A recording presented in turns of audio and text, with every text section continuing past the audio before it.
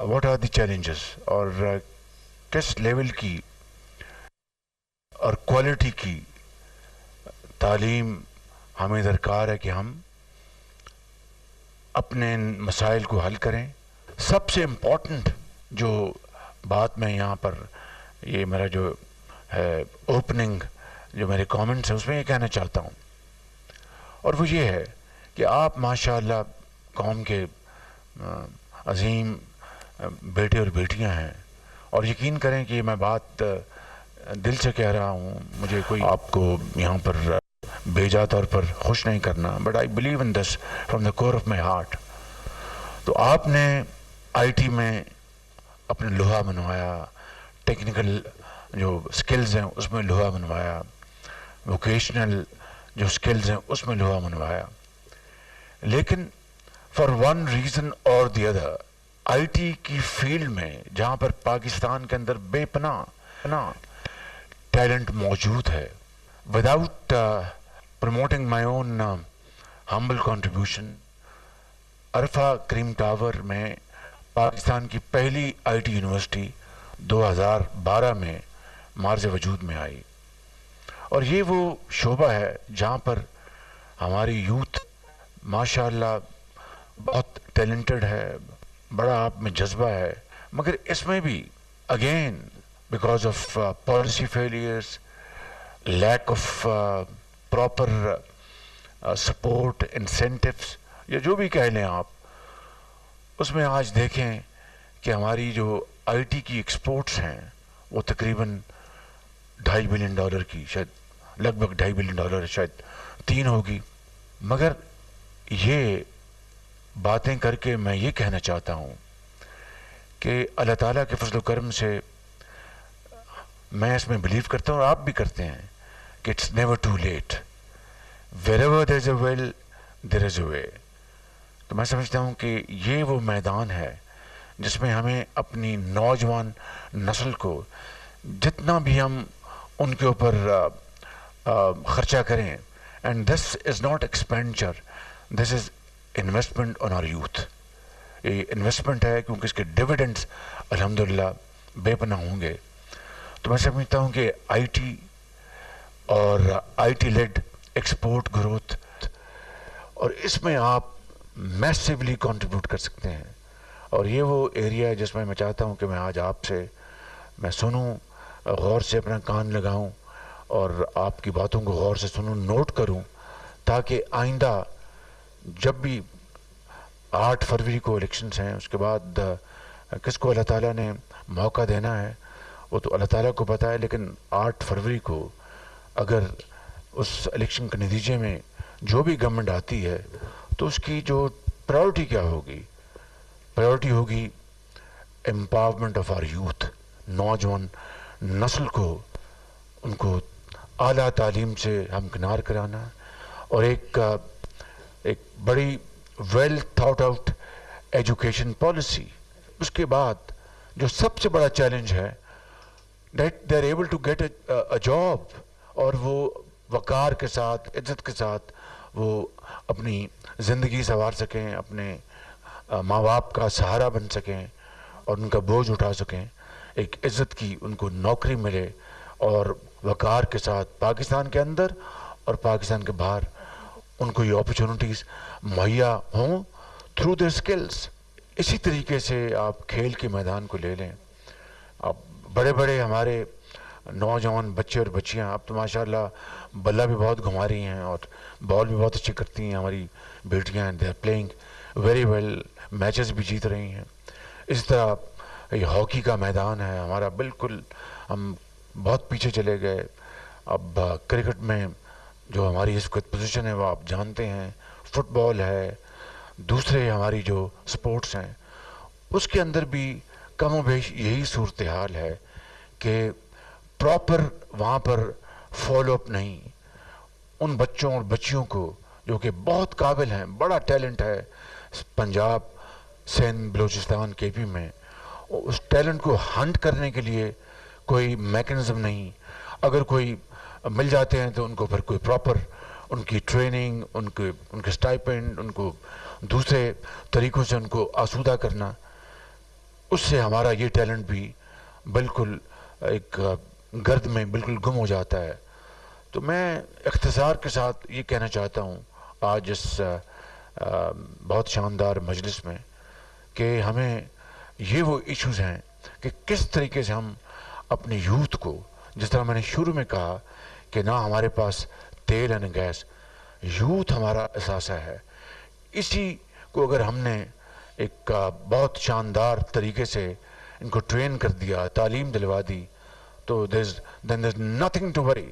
پر اللہ تعالیٰ کے فضل و کرم سے معاملات بہت شاندار ہو جائیں گے, اور جو ماضی کے دکھ ہیں وہ سکھ میں بدل جائیں گے, اور ماضی کی جو ہماری جو تکالیف ہیں وہ خوشیوں میں بدل جائیں گی. شرط یہ ہے کہ we should carve out our path with proper consultative process and carve out our vision, جس کے ذریعے ہم پاکستان کو صحیح معنوں میں, ہم دن رات بات کرتے ہیں کہ قائد اعظم کا پاکستان 76 سال گزر گئے ہیں, ہم ہنوز اس منزل سے بہت دور ہیں. تو میں سمجھتا ہوں کہ ہمیں یہ چیلنج ہے, آج کا یہ چیلنج ہے, اور بڑے اور چیلنج ساتھ جڑے ہوئے ہیں. میں نے جو ایز این اوپننگ ریمارکس میں نے چند باتیں آپ کی خدمت میں کہی ہیں, تو اب میں چاہوں گا کہ میں اب آپ کی باتیں سنوں, آپ سے پوچھوں آپ کے ذہن میں کیا ہے, کس طرح ہم پاکستان کی نوجوان نسل, دیکھیں یہ یوتھ بل جو ہے اس وقت یعنی ہماری جو پاپولیشن جو ہے ڈیموگرافی 60% جو ہماری جو پاپولیشن ہے یہ نوجوان نسل پر مشتمل ہے, اور یہ 15 سال سے لے کے 30 سال تک یہ 60% بنتا ہے. اب اس کو اگر ہم نے صحیح طور پر ان کی رہنمائی نہ کی, ان کو ہم نے وسائل مہیا نہ کیے, تو ایک بہت بڑا چیلنج بن جائے گا. اور اگر ہم نے ان کو مل کر ان کے ساتھ مشاورت سے ایسی پالیسی بنائی جس سے کہ یہ یوتھ پاکستان کے لیے ایک ہماری قسمت سنوار دے گی, تو یہ اٹس اے گریٹ اپرچونٹی. تو یہ چیلنج بھی ہے اور اپرچونٹی بھی ہے. اٹس آل کہ ہم نے اس چیلنج کو کس طرح حل کرنا ہے. تو میں چاہتا ہوں کہ اب میں آپ سے گزارش کروں, کوئی سوال ہوگا تو میں انشاءاللہ تعالیٰ کوشش کروں گا کہ بالکل اخلاص کے ساتھ اس کا جواب دوں. رام کہانی یہاں نہ سناؤں آپ کو, آپ ایک سیکنڈ میں آپ ڈیسائفر کر لیں گے کہ یہ کیا گپ مار رہا ہے, یہ بات اس طرح نہیں, یہ تو بات اس طرح ہے. So it will be a very frank, sincere and honest discourse. This is Aswin Yar, I'm President Youth Revolution Clan اور US کی IT کمپنی کا ڈائریکٹر بھی ہوں. تو یہ جو روزگار اسکیم تھی جس کا بینیفیشری ہوں, اور یہ اسی کی بدولت آج میں ایک USA کی IT کمپنی ہے اور اس کا آج میں ڈائریکٹر ہوں. سر ابھی آپ نے IT کی باتیں کی کچھ, اور اس میں سے 2-3 چیزیں میں بھی پوائنٹ آؤٹ کرنا چاہتا ہوں. مجھے آپ نے موقع دیا اس پہ, اور میں چاہتا ہوں کہ اس پہ اگلی حکومت میں اگر موقع ملتا ہے تو آپ اس کو ریکمنڈیشنز میں ڈالیں. جی جی, بہت اچھی بات. There's a bridge between there's a gap between universities and this industry. اب میں نے 2 مہینے پہلے ہائرنگ کرنی تھی اور 50 بندوں میں صرف مجھے 2 بندے ملے, کیونکہ ہمارے پاس وہ اسکل سیٹ نہیں ہے. یونیورسٹیز وہ پڑھا نہیں رہی جو کمپنیز کو چاہیے. آپ کو ایک بٹھانا پڑے گا یونیورسٹیز کو اور کمپنیز کو, کمپنیز سے پوچھنا پڑے گا کہ مارکیٹ میں کیا ڈیمانڈ ہے, تاکہ ہم اس کو کر سکیں. ہمارا $2.6 بلین کی ایکسپورٹ ہے اور انڈیا کی 200 سے سر پلس ہے. اس کی وجہ بھی یہی ہے کہ ان کی کمپنیز اور ان کی جو یونیورسٹیز ہیں وہ بیٹھتی ہیں, وہ ایک بناتی ہیں. تو سر اس میں آپ پوچھوں گا آپ کا کیا پلان ہے اس میں, اور آپ کا کیا. یہ بہت اچھا آپ کا سوال ہے, اور بالکل آپ نے ٹھیک کہا. ای روزگار نہیں, اور بھی شعبوں میں کم و بیش یہی صورتحال ہے. اب چکر یہ ہے کہ جن بچوں اور بچیوں کو ووکیشنل ٹریننگ کے لیے ان کی اپنی جب وہ پڑھائی کر لیتے ہیں, اپنا لیٹ سے کسی نے BSc انجینئرنگ کی ہے فار ایگزامپل, تو ان کو کسی انڈسٹری میں اگر بھجوایا جائے تو وہ جو انٹرپرنور جو ہے ہی از ویری ہیزیٹنٹ. وہ اس کو شک پڑتا ہے یہ آئے گا تو اس نے جانا ہی نہیں، پھر یہ ٹریننگ لے کے 3 مہینے یہیں بیٹھا رہے گا اور یہ گورنمنٹ پھر مجھے یہ کرے گی وہ کرے گی. So there is lack of trust and lack of understanding. اور یہ بات آپ نے بالکل ٹھیک کہی کہ جب تک ورک شاپ کے فلور پہ ٹریننگ نہ ہو وہ کتابیں، اس کا علم، وہ جو پریکٹیکل شیپ کبھی نہیں لے پاتا. یونیورسٹیز کا اور انڈسٹری کا، کامرس کا چولی دامن کے ساتھ ہے. جب تک کہ اس کو ہم اسٹچ نہیں کریں گے یہ بات آگے بڑھے گی نہیں. And I totally agree with you. This is very much in our mind, part of our manifesto. انشاءاللہ اس کو ہم پروموٹ کریں گے. آئی ایم اقصیٰ حاکم اور میں عارف والا سے بلونگ کرتی ہوں، اور میں نے 2013 میں دانش اسکول چشتیہ میں ایڈمیشن لیا تھا. وہاں سے میں نے FSC کی تھی A+ گریڈ کے ساتھ، اور اس کے بعد میرا سپیریئر یونیورسٹی میں ایڈمیشن ہوا پرائیویٹ، اور وہاں سے میں نے BS کیا ہے میڈیکل لیب ٹیکنیشین میں، اور اب میں ایز اے ٹیچر ورک کر رہی ہوں سپیریئر یونیورسٹی میں ہی.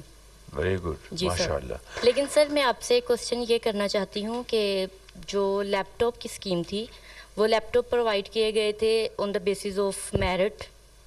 تو اگر ضروری نہیں ہے کہ اگر کسی نے پرائیویٹ سیکٹر میں ایڈمیشن لیا ہے تو وہ افورڈ کر سکتا ہے. اٹس ناٹ کمپلسری ہی اور شی کین افورڈ. ہو سکتا ہے کچھ وجوہات ایسے بنے ہوں کہ اس کو ایڈمیشن لینا پڑا، لائک اسکالرشپ کا ریزن ہو سکتا ہے کہ اسے اسی ایئر میں ایڈمیشن لینا تھا، ادروائز اسے اسکالرشپ نہیں ملتا. تو لیکن جب ابھی لیپ ٹاپ دیے گئے ہیں تو وہ صرف گورنمنٹ سیکٹر کے بچوں کو ہی دیے گئے ہیں، جبکہ پرائیویٹ میں پڑھنے والے بچے کے بھی اگر مارکس اتنے ہیں، اتنا میرٹ اس کا ہے، تو اس کو پرووائڈ نہیں کیا گیا. یہ بڑا اچھا سوال کیا آپ نے. پہلی بات تو یہ ہے کہ آپ، مجھے بڑی خوشی ہے کہ آپ دانش اسکول سے آپ نے تعلیم حاصل کی. میں چاہوں گا اگر آپ یہ بھی ذرا بیٹی بتائیں کہ وہاں پر جو سہولتیں جو میسر تھیں وہ کیسی تھیں؟ سر دانش اسکول میں بہت اچھی سہولتیں مطلب دی گئی ہیں، بہت کوآپریٹیو تھا سارا کچھ. اور سب سے مین بات یہ ہے کہ میرے پیرنٹس افورڈ نہیں کر سکتے تھے کہ میں یہاں یونیورسٹی تک آ سکتی. میرے فادر جو ہیں وہ فارمر ہیں، تو بیسیکلی وہ افورڈ نہیں کر سکتے تھے. یہ آپ کی وجہ سے ہی ہے کہ میں ماشاءاللہ اب اتنی سکسیزفل پرسن ہوں. میرے خیال میں میرے اور بہن بھائیوں میں سے کوئی بھی اتنا سکسیزفل نہیں ہوا جتنی میں ہوں. اس کے لیے میں آپ کی بہت تھینکفل ہوں. تو اور ویسے بھی وہاں پہ جو ہمیں انوائرمنٹ دیا گیا تھا دانش اسکول میں وہ بہت اچھا تھا، فرینڈلی تھا، ٹیچرز بہت کوآپریٹیو ہیں، اور باقی ہر لحاظ سے ہمیں اسپیچز کروائی جاتی تھی تاکہ ہمیں اس قابل ہو سکے کہ ہم بات کر سکیں. اگر میں اتنی کانفیڈنٹ ہوں تو بیسیکلی میں اسی وجہ سے ہی ہوں. Thank you. یہ آپ نے اپنے سوال کا آدھا جواب خود دے دیا ہے. مثال کے طور پر بیٹی آپ نے کہا کہ آپ کی جو فائنینشیل مضبوط نہیں تھی اور آپ عام حالات میں تعلیم افورڈ نہیں کر سکتی تھیں بیکاز آپ کے والدین کے پاس وہ وسائل نہیں تھے. تو الحمدللہ دانش اسکول میں آپ کو فری ایجوکیشن ملی، آلموسٹ بورڈنگ اینڈ لاجنگ ہر چیز. اب اگلا جو سوال آپ نے کیا وہ بڑا امپورٹنٹ ہے کہ لیپ ٹاپ جو ہیں یہ میرٹ بیسڈ، اس کے 2 کرائٹیریا ہیں. ایک میرٹ یعنی ہائی پرفارمنس، اور دوسرا فائنینشیل بیک گراؤنڈ. اب جو گرامر اسکول کے یا پرائیویٹ اسکولس کے بچے اور بچیاں ہیں ان کی اوور ویلمنگ میجورٹی ان بچوں کے والدین کی جو فائنینشیل جو کنڈیشن ہے وہ بڑی افورڈ کر سکتے ہیں، ورنہ اتنی بڑی فیسیں کس طرح ادا کر سکتے ہیں. تو یہی وہ کرائٹیریا ہے، یہی وہ دوسرا پلر ہے. ایک ہو گیا ہائی اچیور جس نے محنت کی، لالٹین کے نیچے جس نے پڑھا اور A گریڈز لیے، اور دوسرا فائنینشیل بیک گراؤنڈ. تو فائنینشیل بیک گراؤنڈ میں ہم ہر ایک سے تو نہیں پوچھ سکتے کہ بھائی آپ کی فائنینشیل بیک گراؤنڈ کیا ہے. لہٰذا جو پبلک سکولز ہیں، گورنمنٹ کے سکولز جو ہیں، وہاں پر میجورٹی وہ بچے آتے ہیں جن کے فائنینشیل بیک گراؤنڈ جو اتنی ساؤنڈ نہیں ہوتی. یہ 2 پلرز ہیں. سر میرا نام محمد شاکر ہے اور میں میاں والی کا رہنے والا ہوں. میرے والد صاحب کا نام نذیر احمد ہے جو کہ ایک مزدور ہیں. سر میں آپ کا سب سے پہلے بہت شکریہ ادا کرنا چاہوں گا اور مجھے اس بات پہ فخر بھی ہے کہ میں آپ کے 2 میگا وہ پروجیکٹس ہیں جس میں سے پنجاب دان اسکول میں نے پنجاب دان اسکول حوالے سے جی سر میاں ہماری ہرنولی والا سر, اور دوسرا آپ کا جو پیف ہے پنجاب ایجوکیشن اینڈومنٹ فنڈ, ان کی بدولت آج میں ایک پروفیشنل انجینئر کے طور پر پاکستان میں فرائض انجام دے رہا ہوں. آپ نے تاریخ کا زور لگائی ہے, انجینئر بن گیا بچہ, ویری گڈ ماشاء اللہ. واو. اچھا سر, جیسا کہ آپ کی پہلے جو پارٹی ہے سر اس نے ایک ٹیک انٹرپرینورشپ کے حوالے سے کافی زیادہ امپرومنٹس کی تھیں اور ٹیکنالوجی کو بوسٹ اپ ملا تھا سر, لیکن سر آج میں دیکھ رہا ہوں کہ جو ٹیکنالوجی ہے وہ day by day D moralise ہوتی جا رہی ہے سر. تو میرا آپ سے یہی سوال ہے کہ as a professional engineer what is your vision according to the advancement in the technology and the scope of engineers jobs so that engineers can contribute in the economy of Pakistan. گزارش یہ ہے کہ جو آپ نے بات کی بڑا امپورٹنٹ سوال کیا ہے. یہی میں نے اپنے ابتدائیہ میں بات کی تھی کہ مثلا یہ آپ ایک پرٹیکولر فیلڈ میں آپ پڑھ جاتے ہیں, بڑے قابل بن جاتے ہیں, تو آگے ضروری نہیں کہ آپ نے جاب کرنی ہے, کہیں جاب ملے گی کہیں جاب نہیں ملے گی.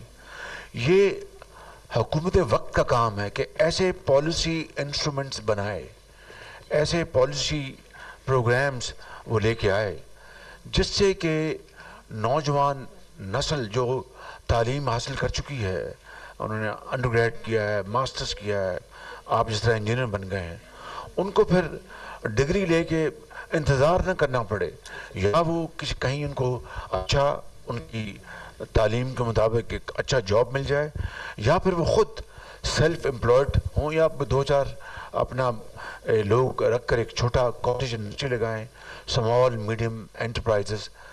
یہ ہے وہ وے فارورڈ, یہ ہے وہ ویژن جس سے کہ دنیا میں ہر جگہ ترقی اور خوشحالی کا انقلاب آیا. تو میں سمجھتا ہوں جو آپ نے بات کی ہے وہ بڑی پرٹیننٹ ہے کہ ہمیں اس حوالے سے ہمیں اسمال میڈیم انٹرپرائزز کو پروموٹ کرنے کے لیے ایک کمپریہنسو ہم پیکیج لے کے آئیں گے. یہ ہمارا یہ مینیفیسٹو کا حصہ ہے. سر میرا نام آمنہ عمر ہے. Sir I am computer engineer from UET Lahore. I have taken honour degree in MS engineering, اور اس کے بعد سر میں جو آپ نے ای لائبریری کا ایک انیشیٹو اسٹارٹ کیا تھا, I have been beneficiary of that. میں ای لائبریری میں پڑھتی رہی ہوں اور دین آئی سیکیورڈ اے جاب, اور میں as a custom inspector Pakistan custom میں سرو کر رہی ہوں. ماشاءاللہ. اور سر یہ تو انٹروڈکشن تھا, اس کے بعد بھی ابھی اوبیسلی نالج کی تو کوئی اینڈنگ نہیں ہے, اور جو لائبریریز ہیں وہ ہمیں ایک کلچر آف نالج اور ایجوکیشن پروموٹ کرتی ہیں. اس انیشیٹو کے لیے میں آپ کی بہت تھینکفل ہوں. اور پھر اس کے لیے سر میں ایک اور ریکویسٹ آپ سے کرنا چاہتی ہوں کہ بینگ اے جابین ناؤ, اب ہمیں چاہیے ہوتا ہے کہ ہم جاب کے بعد بھی زیادہ ٹائم پڑھ سکیں. اگر میں آگے پرسیو کرنا چاہتی ہوں اپنی ایجوکیشن, تو ہماری جو لائبریریز کی ٹائمنگز ہیں, جو خاص طور پہ گورنمنٹ لائبریریز ہوتی ہیں, ان کی ٹائمنگز کم ہوتی ہیں. تو جو انٹرنیشنل اسٹینڈرڈز ہوتے ہیں اس میں جو ایجوکیشن ہے وہ 24/7 اویلیبل ہونی چاہیے. اور سر دوسری ریکویسٹ میری یہ ہے کہ I have been preparing for competitive exams, تو CSS کی تیاری کر رہے ہیں. اور سر CSS کی تیاری میں ایک یہ ریکویسٹ تھی کہ جو CSS ہم کرتے ہیں, if I have qualified in my first attempt, میری ریٹن میرا پاس ہے, لیکن ایلوکیشن کے بعد میرے سیٹ کم ہونے کی وجہ سے میری ایلوکیشن نہیں ہو سکی. کہ اگر کوئی اسٹوڈنٹ نے اتنی زیادہ محنت کی ہوئی ہے اور وہ یہاں تک پہنچا ہے, سیٹس کی کمی کی وجہ سے اگر وہ آن میرٹ ہونے کے باوجود وہاں ایڈجسٹ نہیں ہو سکا, تو اس کو کسی اس سے پیرالل جاب میں ایڈجسٹ کیا جا سکے. تو اس طرح کی کوئی پالیسی ہونی چاہیے جس میں جو آن میرٹ جو ہے یوتھ کو انکلوڈ کرے. تو سر ایک یہ کہ انکلوسیو پالیسیز ہونی چاہیے جس میں یوتھ کو انکلوڈ کیا جائے. If I want to be a part of civil service, تو مجھے یہ کہ میں اس پالیسی میکنگ کی امپلیمنٹیشن میں کیسے پارٹ لے سکتی ہوں. یا otherwise if you are leading a political party, تو پولیٹیکل پارٹی میں آپ نے یوتھ کے لیے کس طرح انکلوسیوٹی کو انشور کیا ہے. بڑے اچھے سوالات کیے جی انہوں نے. Very good question. پہلی بات تو یہ ہے کہ ای لائبریریز کا جال پورے پاکستان میں پھیلا دینا چاہیے.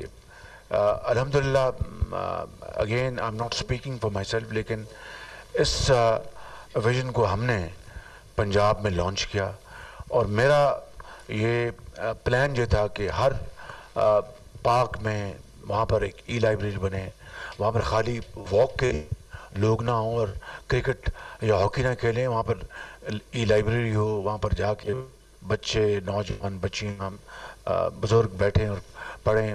اور یہ ہم نے اسٹارٹ کیا, اینڈ آئی مسٹ ایڈمٹ اس میں ہمیں کچھ ہرڈلز آئیں, لیکن آج بھی وہ ای لائبریریز فنکشنل ہیں اور کام کریں. لیکن جس طریقے سے کو ایکسپینڈ کرنا چاہیے تھا, اس کو پورے ملک میں پھیلا دینا چاہیے تھا, وہ انفارچونیٹلی وہ نہیں ہوا.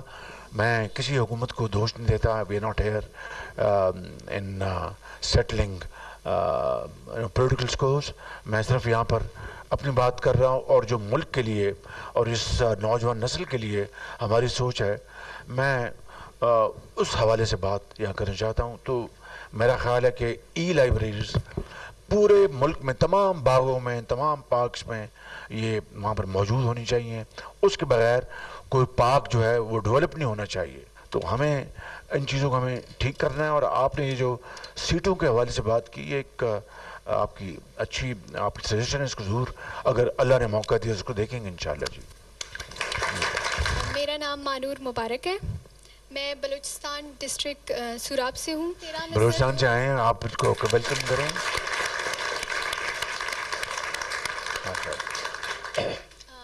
2013 میں سر آپ نے جو انیشیٹو لیا تھا بلوچستان کے اسٹوڈنٹس کے لیے, میں اسی کا بینیفیشری ہوں. میں اس کے لیے آپ کا تہ دل سے شکر گزار ہوں کہ اس طرح کی اپرچونٹی آپ نے ہمیں پرووائڈ کی ہے. تو سر دیکھا جائے جیسے پنجاب میں ایجوکیشنل فیسلٹیز بہت زیادہ ملتی ہے لوگوں کو ایز کمپیئر ٹو بلوچستان, اور یہاں پہ لوگ دانش جیسے بورڈنگ اسکول کے بینیفیشریز ہیں. تو سر جیسے میں یہاں آئی ہوں, جو اپرچونٹی مجھے ملی ہے وہاں کے لوگ اس سے ڈپرائیوڈ ہیں, انہیں یہ اپرچونٹی نہیں ملتی. Sir if you get a chance, اگر آپ کو موقع ملے تو آپ کی اسٹیپس کیا ہوں گے بلوچستان کے ایجوکیشن کے حوالے سے؟ Thank you. Thank you very مچ. بڑی خوشی ہوئی کہ آپ دانش اسکول کی آپ اسٹوڈنٹ ہیں. میں بتا دیتا ہوں کہ جو ہمارے جو یہ دانش اسکول ہیں ان میں ہم نے کوٹا رکھا تھا کہ بلوچستان کے اسٹوڈنٹس کا اتنا کوٹا ہوگا, سندھ کے اسٹوڈنٹس کا اتنا کوٹا ہوگا, کے پی کے اسٹوڈنٹس کا اتنا کوٹا ہوگا. ہم نے باقاعدہ وہاں پر کوٹا رکھا تھا. پہلی بات میں یہ بتانا چاہوں, بلوچستان پاکستان کا ایک بہت بڑا صوبہ ہے, جغرافیائی لحاظ سے سب سے بڑا صوبہ ہے, نمبر 1. نمبر 2, وہاں پر بڑے غیور, بلوچ, پٹھان اور ہمارے جو براوی اور دوسری وہاں پر ٹرائبس وہاں پر رہتے ہیں, سیٹلرز بھی ہیں. اور بلوچستان کی پاکستان کے الحاق کے حوالے سے بہت بلوچستان کی کنٹریبیوشن ہے, اور ہم اس کو ہم ہمیشہ بڑی قدر کی نظر سے دیکھتے ہیں. بلوچستان کے مسائل اور ان کو حل کرنا یہ پاکستان کی ہر گورنمنٹ کا فرض ہے.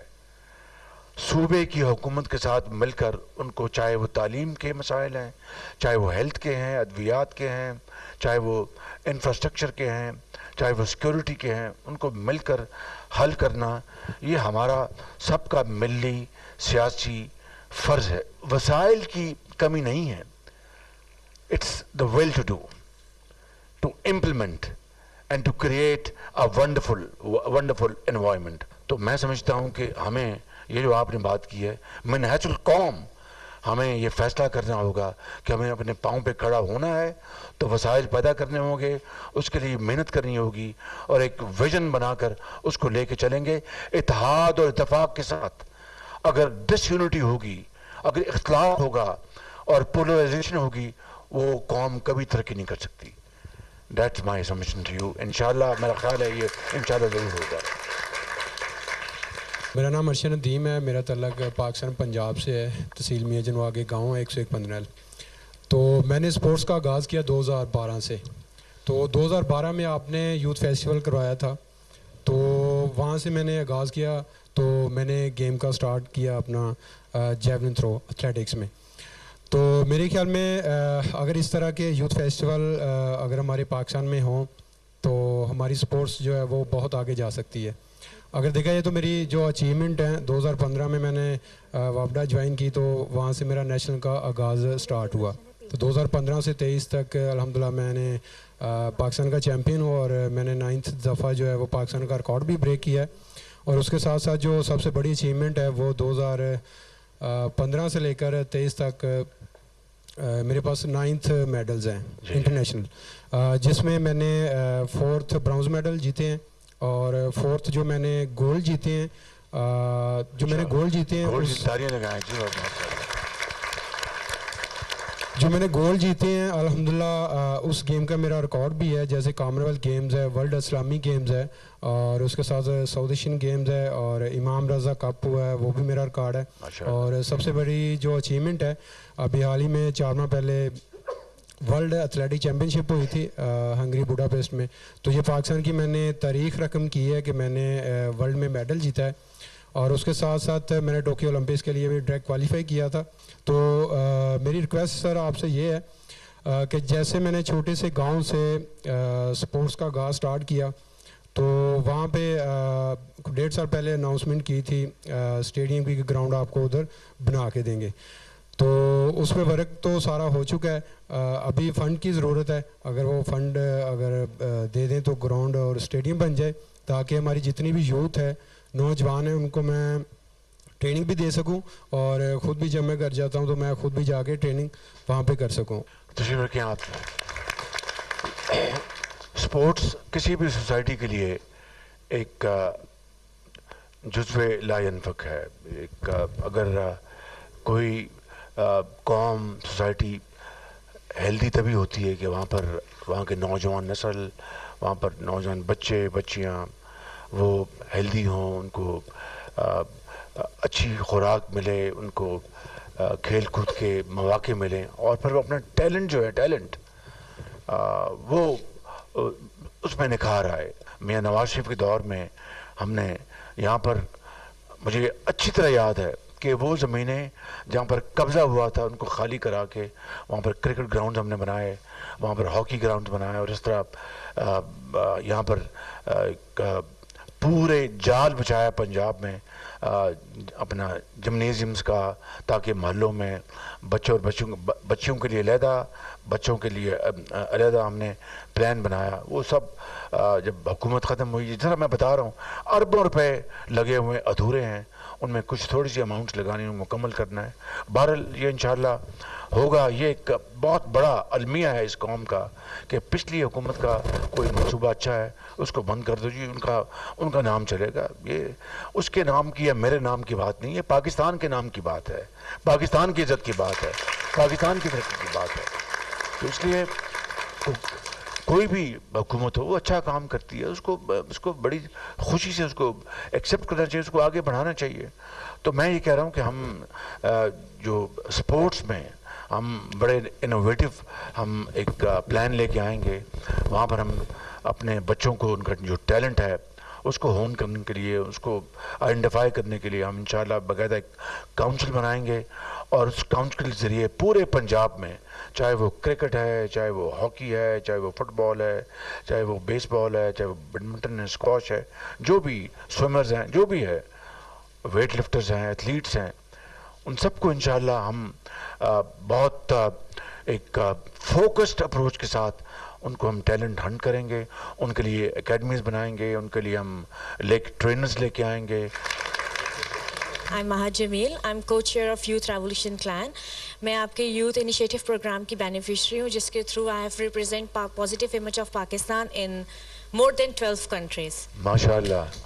ماشاءاللہ. سر میرا آپ سے کوشچن ہے about climate change and urban planning کہ جس طرح کہ اگر ہم لاہور کے رنگ روڈ سے جاتے ہیں تو جتنا بھی گرین ایریا ہے وہ سب کٹ ڈاؤن ہو کر اس کے اوپر انفراسٹرکچر جو ہے وہ بلڈ کیا جا رہا ہے اور اس سے اسموک بھی ڈیفینیٹلی اسموک بھی ہو رہی ہے اور ٹریز بالکل کٹ ڈاؤن کیے جا رہے ہیں. تو جیسے کہ ڈینگی کو اوور کم کرنے کے لیے آپ کی بہترین اگزامپل ہے. تو اگر آپ کو چانس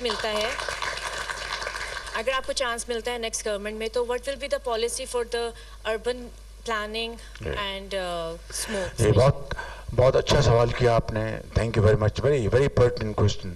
تشریف رکھیں. میں سمجھتا ہوں کہ climate change has become a very scary challenge. اور now we are sitting in the month of January. کوئی نام کی بارش نہیں ہوئی. پہاڑوں پر بھی, یہاں پر بھی, میدانی علاقوں میں بھی. And this is very very scary situation. اور اس کو سامنے رکھتے ہوئے پھر 2022 میں جو شدید سیلاب آئے تھے, that was again to the force of climate change. تو climate change ایک نیا additional challenge سامنے آ کے ابھرا ہے and that requires huge financial muscle کہ ہم اپنے زراعت کو اس کو ہم شکل دیں تاکہ climate change کے جو challenges ہیں اس کو میٹ کر سکے and so on so forth. دوسرا جو آپ نے urban planning کی بات کی ہے, دل دکھتا ہے کہ unfortunately میں آپ کو یہ بالکل بہت افسوس کے ساتھ کہہ رہا ہوں کہ ہماری جو اس وقت ہم جو زمینوں کو براؤن کر رہے ہیں, اور یہ جو ہماری پاکستان کو اللہ تعالیٰ نے اس نعمت سے نوازا ہے کہ بڑی زرخیز زمین ہے, پانی ہے, ہوا ہے, اور ہم فصل حاصل کرتے ہیں. 25 کروڑ عوام کا پیٹ پالتا ہے یہ زمین, یہ ہاری, یہ کسان, اور اس زمین کو ہم براؤن کر رہے ہیں. اور وہاں پر ہم بجائے ہائی رائز بلڈنگز کے ہم اس کو بنا رہے ہیں, ولاز بنا رہے ہیں اور کیا کچھ بنا رہے ہیں. دس از اسپیلنگ اے ڈیزاسٹر. تو یہ بالکل, اور ہمیں اس اربن پلاننگ کو ریویو کرنا ہوگا اور اپنی زمین کو بچانا ہوگا. اس کو ہم ہینڈز آن اس کو لیں گے اور اس کا ہم انشاءاللہ ایک بڑا اچھا ہم قوم کے لیے سلوشن لے کے آئیں گے انشاءاللہ. میرا نام ڈاکٹر سعدیہ سلار ہے. I am representing Khawaja Sira society. It is a community led organisation run by miss Mahnoor Chaudhry, جو ہم ٹرانسجینڈر کمیونٹی کی ویلفیئر اور رائٹس پہ کام کر رہے ہوتے ہیں. اور میں مشکور ہوں, میرا ادارہ بھی اور ہم لوگ بھی, کہ سائرہ آپا نے ہمیں موقع دیا کہ میں آج آپ سے بات کر پا رہی ہوں. جیسا کہ آپ کو پتہ ہے کہ کہ ٹرانسجینڈر کمیونٹی ایک وانریبل اور نگلیکٹڈ کمیونٹی ہے. ہمارے لیے جو انیشیٹوز لیے جاتے ہیں نا, ایک تو وہ سسٹینیبل نہیں ہوتے, دوسرا یہ کہ وہ انکلوژن کے بجائے سیگریگیشن پیدا کر رہے ہوتے ہیں, چاہے وہ آئی ڈی کارڈز ہوں یا چاہے وہ ٹرانسجینڈر اسکولز ہوں.